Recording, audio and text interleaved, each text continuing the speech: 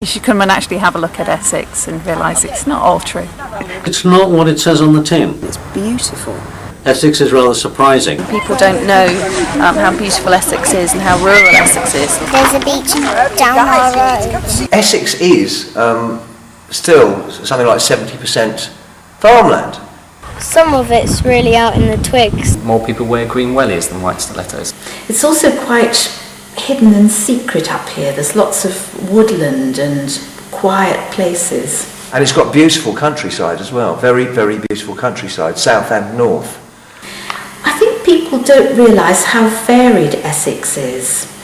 They think that most of Essex is flat. The first thing they always say is flat land. Well, there are hilly bits. There are surprisingly hilly bits in Essex. I do think Essex, out of all the home counties, is somewhat overlooked. It's a county region of great contrast. So the north of the region is very different from the south of the region. The south is very much commuter orientated, whereas the north is much more agricultural. There's lots and lots of open space.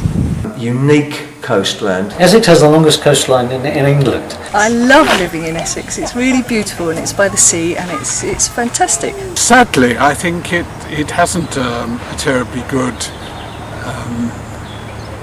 feel for a lot of people. I think it's seen as one of the sort of, nasty bits off the outskirts of London. It has been vastly overdeveloped, I think, because of its closeness to London. We suffered in the 1960s, like every large town in Essex and elsewhere in the country, from redevelopment. We're gradually coming out of that now. But certainly if you get out to North Essex, there is some of the most beautiful countryside that you could really wish to see. It's a combination of so many different things and so many different qualities that you can't sum it up in a paragraph. Essex has a variety of different places to visit and an awful lot of cultural life. We are extremely lucky in that we're rich, very rich in artists and cultural groups in Essex. I think Essex has, nearly as many writers as it has coastline, which is quite a lot. It's a very creative county. There's lots of people here with lots of real talent and ambition. Essex is quite a cultured place, quite discerning. I mean, for instance, produced very, very good rock bands. Why do people come here? They don't come for the beaches or the wonderful food, however good they get. What they're coming here for is our heritage, it's our history, it's our landscape, it's our culture. I think we don't need to import culture to the county, we need to export it, because we have it. I don't think they really know Essex at all. It's something that often, to be honest, people pass through. Most prejudice is born from absolute ignorance. People don't know what Essex is like. Other people think Essex is like